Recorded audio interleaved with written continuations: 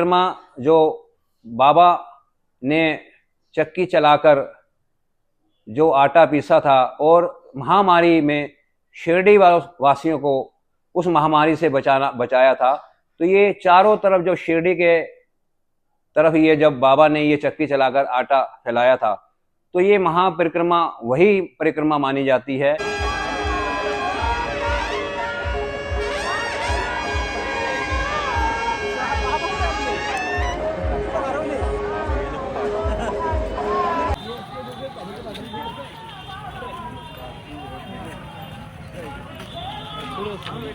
आगे चलो, आगे देखो, आगे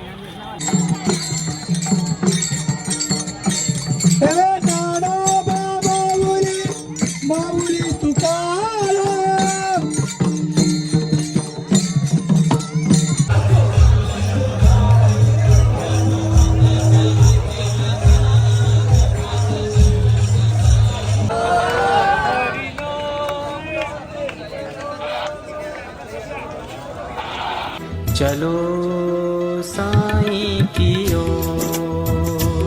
ओम साई राम। मैं साईं ध्यान मंदिर पानीपत से राज मल्होत्रा। मैं शिरडी में कई सालों से यहाँ आ रहा हूँ, लेकिन इस बार 13 फरवरी की महापरिक्रमा के अंदर मेरा यहाँ आज सौभाग्य प्राप्त हुआ आने का। और मैं इस यात्रा को कई महीनों से अनुभव कर रहा था कि हम लोग कब वो 13 फरवरी की तारीख आएगी जब बाबा की महापरिक्रमा में हम लोग हिस्सा लेंगे। ये महापरिक्रमा जो बाबा ने चक्की चलाकर जो आटा पीसा था और महामारी में शिरडी वासियों को उस महामारी से बचाया था, तो ये चारों तरफ जो शिरडी के तरफ ये जब बाबा ने ये चक्की चलाकर आटा फैलाया था, तो ये महापरिक्रमा वही परिक्रमा मानी जाती है जो उसी दिन जो बाबा ने ये कार्य किया शिरडी वासियों को महामारी से बचाने के लिए। तो ये परिक्रमा बाबा ने वो आटा फैलाकर शुरू की थी, जो आज कई सालों से शिरडी वासी इस परिक्रमा को फेस्टिवल और उस परिक्रमा को करते आ रहे हैं। तो मेरा सबसे पहला ये चांस था कि मैं इस महापरिक्रमा में हिस्सा लूँ। मेरे कुछ साथी साईं ध्यान मंदिर की तरफ से हम लोग आए यहाँ बाबा के दर्शनों के लिए भी, और वो हमें सौभाग्य प्राप्त हुआ कि हम लोग महापरिक्रमा में भी हिस्सा लें। तो महापरिक्रमा में हमने हिस्सा लिया, बहुत अच्छा अनुभव लेके जा रहे हैं।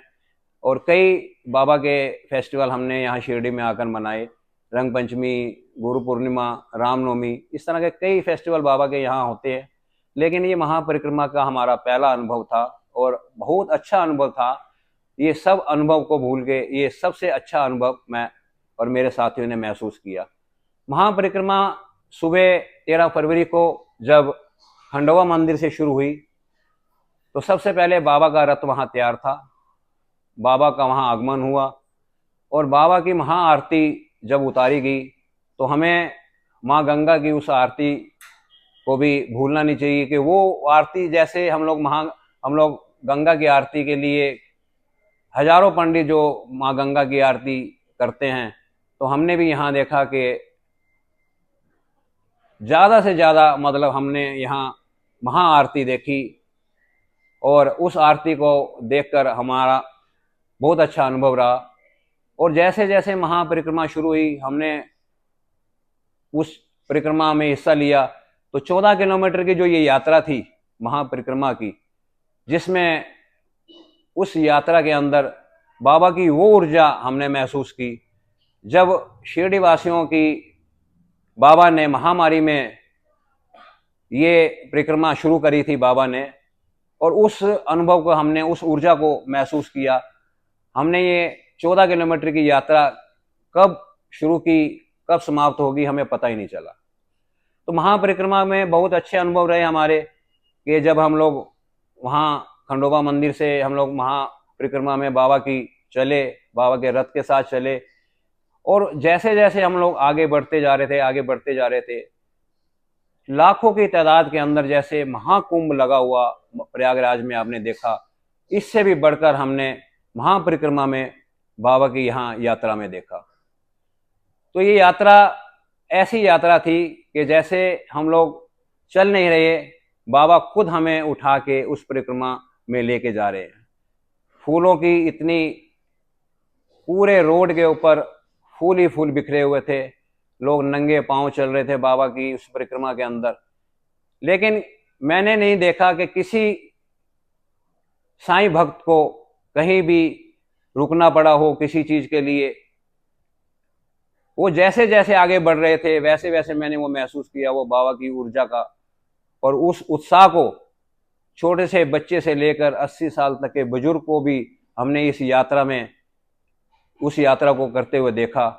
और सबसे बड़ी बात है कि शिरडी वासियों ने इस यात्रा के लिए इतना सहयोग किया, मैं उनका तहे दिल से धन्यवाद भी करता हूं। हमारे भैया मनी पटेल जी, सचिन तांबे जी, कमलाकर कोते जी, जिन्होंने इस यात्रा को इतना आसान बना दिया। और कई महीनों की उनकी ये जो मेहनत थी, बाबा ने उनको आशीर्वाद देकर उस मेहनत को रंग लाए। तो मैं इस यात्रा को पहली बार मैंने किया, लेकिन 14 किलोमीटर की यात्रा के अंदर में किसी भी चीज़ की तकलीफ नहीं हुई।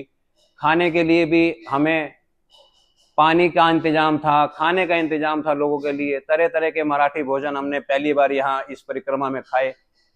और सबसे बड़ी बात है कि एम्बुलेंस का इंतजाम, मेडिसिन का इंतजाम, हर एक चीज़ जो है उस परिक्रमा के अंदर थी। लेकिन बाबा जब साथ चल रहे थे तो इन चीज़ों की जरूरत नहीं पड़ी। बाबा का महाप्रसाद इस महापरिक्रमा में सबने वो समझकर खाया। और इस परिक्रमा के अंदर मैं और मेरे साथी ये एहसास महसूस हमने किया और ये महसूस कर कर ले जा रहे हैं हम लोग कि हम अब ये महापरिक्रमा, जब तक बाबा हमें इस देह के अंदर ये सांस देंगे, हम ये हर साल इस यात्रा को बाबा के साथ चलेंगे और इस परिक्रमा को पूरा करेंगे। और मैं शिरडी वासियों का भी और जितने मेरे भाई बंधु जो यहाँ इस यात्रा में जुड़े, मैं उनका भी तहे दिल से धन्यवाद भी करता हूँ कि जिन्होंने बाहर से आए हुए किसी भी लोगों को किसी भी तरह की कोई भी तकलीफ नहीं हुई। और वो इस तरह से इस यात्रा को उन्होंने किया कि जैसे वो यात्रा उनकी अपनी यात्रा थी और बाबा ने उन बच्चों को आशीर्वाद देकर इस यात्रा को संपन्न किया। और मैं फिर से शिरडी वासियों का भी धन्यवाद करता हूँ और ट्रस्ट के जो हमारे भाई हमारे साथ जुड़े हुए हैं उनका भी धन्यवाद करता हूँ कि जिन्होंने इस यात्रा को संभव किया और बाबा का आशीर्वाद लिया। इस परिक्रमा के अंदर जब मैंने बाबा के इस परिक्रमा में हम लोग चले, बहुत अच्छे अनुभव हमें लगे, काफ़ी कुछ नया हमें देखने को मिला। इस परिक्रमा को जैसे जैसे हम लोग आगे बढ़ रहे थे, जैसे जैसे परिक्रमा आगे बढ़ रही थी, मेरा एक नया अनुभव मुझे यहाँ मैंने देखा कि शिरडी के अंदर जैसे लोग परिक्रमा में आए हुए थे, हमारी ये खुद की जिम्मेवारी बनती है। कई लोग तो इस जिम्मेवारी को निभाते हैं, लेकिन कई लोग इस जिम्मेवारी को निभाते नहीं। हमारे साईं भक्त जो भी हैं, खाने के बाद, चाय पीने के बाद कोई भी कचरा हो वो कहीं भी उस कचरे को बिखेर देते हैं। लेकिन एक नई चीज़ जो मैंने देखी कि शिरडी के जो हमारे आयोजक थे या शिरडी ग्रामवासी थे और नगर परिषद के कुछ सहकर्मी थे और हमारे जो शिरडी के आयोजक, तो एक नई चीज़ मुझे देखने को मिली कि जैसे जैसे ये महापरिक्रमा आगे बढ़ रही थी और जहां हम लोग उस परिक्रमा को समाप्ति और लेके जा रहे थे, बाबा के साथ चल रहे थे, लेकिन जगह जगह जो कचरा था, तो एक मैं उनका भी तहे दिल से धन्यवाद करता हूं कि जिन्होंने इस ग्रीन और क्लीन सिटी की जो ये संस्था जो यहाँ काम कर रही है, तो उन्होंने इस शिरडी को स्वच्छ रखने की एक शपथ ली हुई है, वो देखने को मिली। तो जैसे जैसे ये परिक्रमा आगे बढ़ रही थी, तो वो उसी कचरे को समेटते हुए नगर परिषद का एक वाहन जो हमारे साथ चल रहा था, उस वाहन के अंदर उन्होंने उस कचरा को समेटने शुरू किया और उस कचरे को नगर परिषद के वाहन के अंदर वो डालते चले गए। तो मैं तहे दिल से शिरडी ग्रामवासियों का और जो महापरिक्रमा के आयोजक थे और ग्रीन एंड क्लीन सिटी जो और नगर परिषद जिन्होंने ये कार्य अपना तय दिल से जो है उन्होंने इस कार्य को पूरा किया। और हमें एक नया अनुभव मिला कि मैं भी जब पानीपत में जाऊंगा तो एक इस तरह की एक मैं भी कोशिश करूंगा कि हमारे पानीपत के अंदर भी इस तरह से कई जो बाबा के वहाँ यात्रा निकलती है या और कोई राम रथ की यात्रा निकलती है, तो हम लोग भी ये शिरडी वासियों को हमने जब देखा तो इस तरह का हम लोग भी वहाँ एक इस कार्य को शुरू करेंगे। और मैं साईं भक्तों से भी इस चीज़ के लिए अपील करता हूँ कि जब भी बाबा की इस शिरडी के अंदर आप आएँ और बाबा के दर्शनों के लिए आएँ, ये नहीं कि हम लोग बाबा के दर्शन करके कुछ भी प्रसाद का पैकेट हो उसको खा के हम लोगों ने फेंक देना है, चाय पी तो उसका कप फेंक देना है।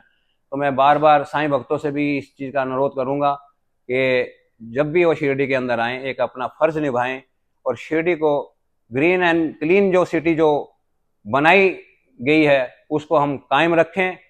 और हमारा अपना भी एक फर्ज बनता है कि हम बाबा के बच्चे हैं, बाबा के भक्त हैं और हमारी भी एक मर्यादा है उसको साफ रखने की।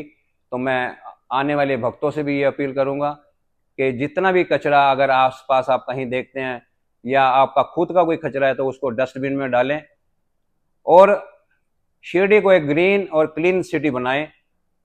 और मैं फिर से ये साईं परिक्रमा के आयोजक जो हैं और नगर परिषद ग्रीन एंड क्लीन सिटी के जो मेंबरान हैं मैं उनका तहे दिल से धन्यवाद करता हूं। जो बाहर से आए हुए लोगों ने उन्हें इतना कोऑपरेट किया, इतनी सेवा की उन्होंने तन मन धन से, मैं उनकी सेवा से बहुत प्रभावित हुआ। और मैं इस कार्य को देख के अपने मन के अंदर एक अनुभव लेके जा रहा हूं कि मैं भी अब बाबा के इस कार्य में जुट जाऊंगा। ओम साई राम साई राम साई राम। चलो साईं की